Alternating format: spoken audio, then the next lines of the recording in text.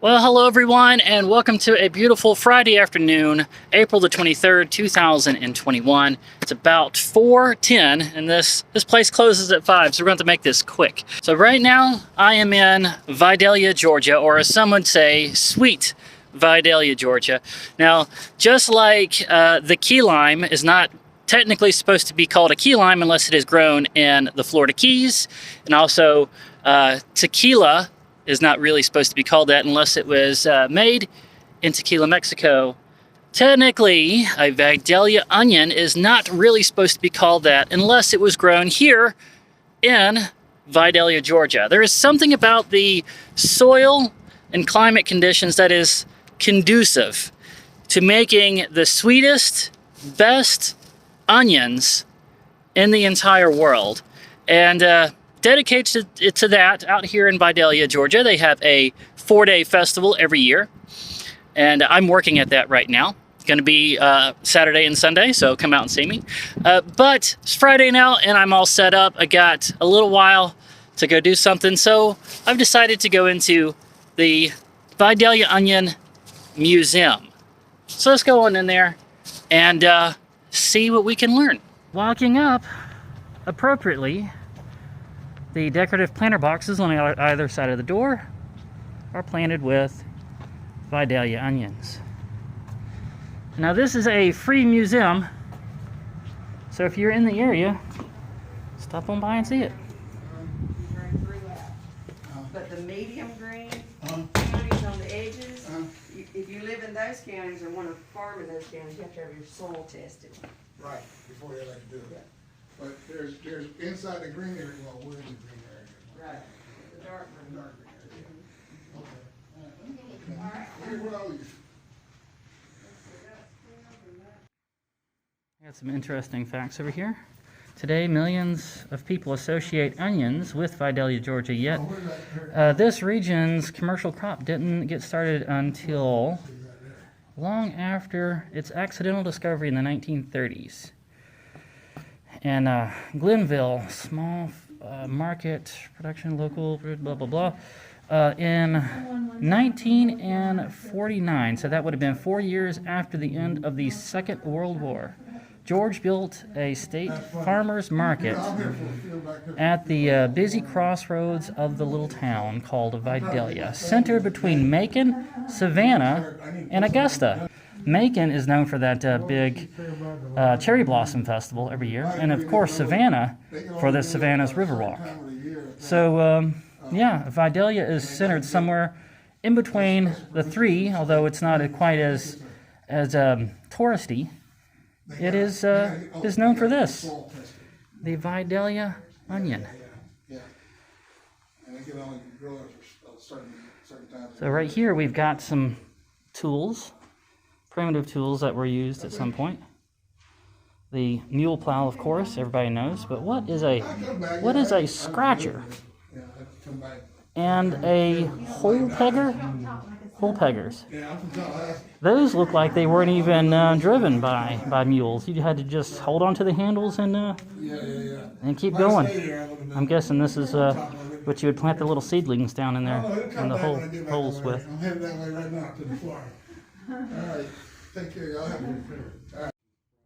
Right here in this case, looks like we've got some articles stemming from some court battles about farmers in other places growing onions and calling them Vidalia onions.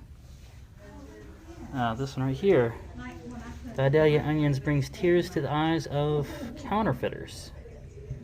Yeah, you can't really call your onion a Vidalia onion if you didn't grow it in Vidalia, Georgia.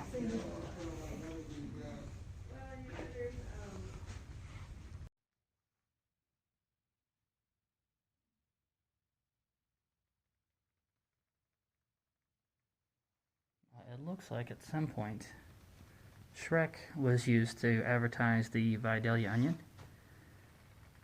Here we go, Shrek Ever After. Was that the second movie, I think? What do ogres and onions have in common? Find out at vidaliaonion.org. Well, we all know the answer to that question. It's that onions have layers. And so do ogres. Ogres have layers. This would be the mascot of the Vidalia Onion Festival, probably of Vidalia itself. And I'm not sure if that is his name stenciled there on his shirt or not, but it would make sense if it was. Yumion. And then in this case we've got the evolution of Yumion, his different appearances. Even a children's book, apparently. Well, no, three. Three different children's books featuring Yumion. Some plushies. Now this one is actually looking very adorable. That one right there. And these are looking like Cabbage Patch dolls.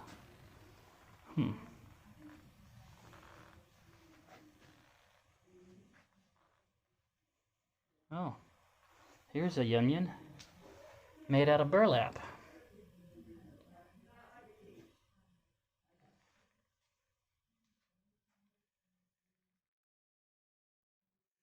Sweet Onion Festival.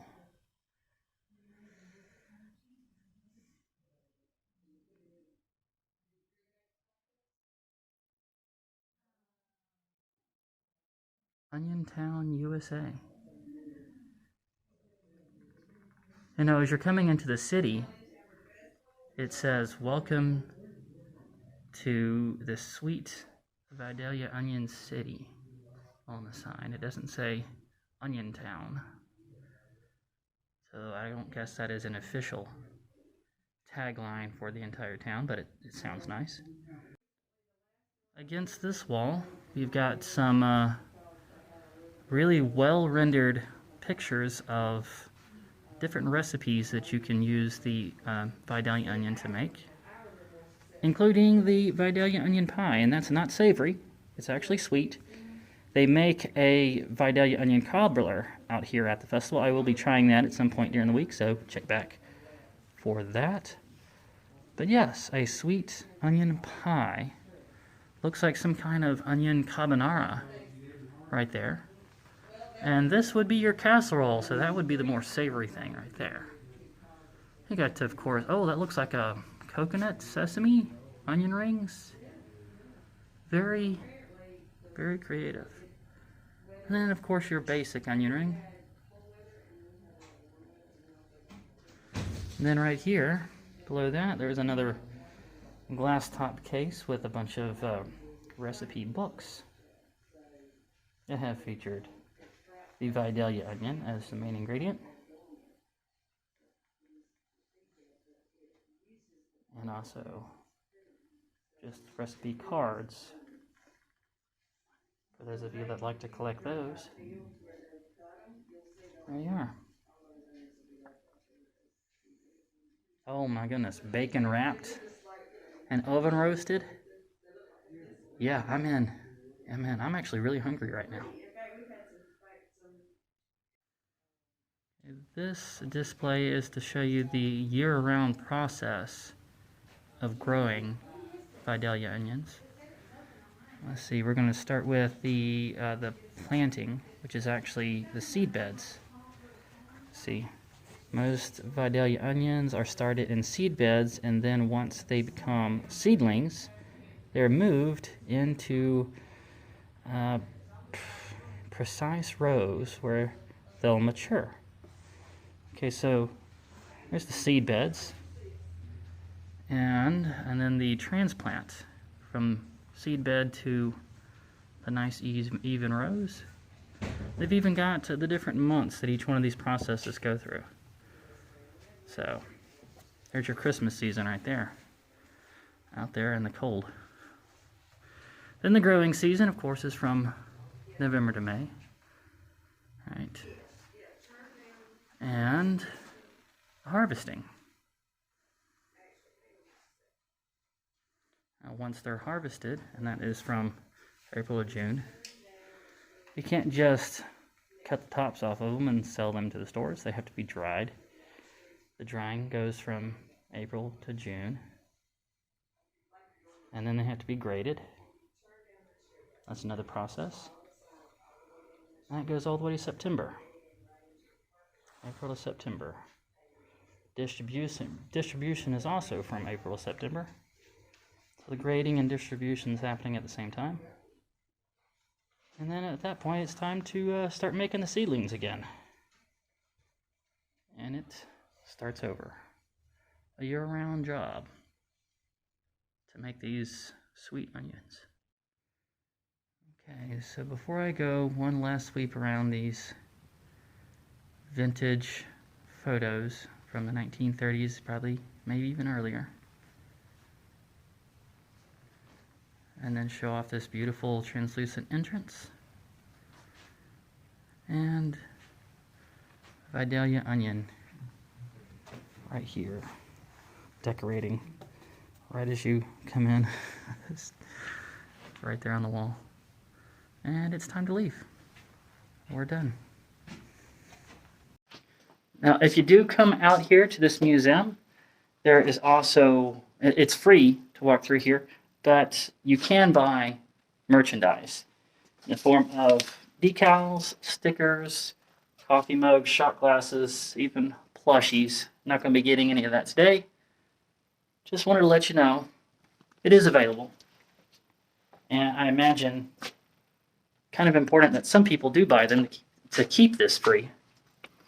There you are.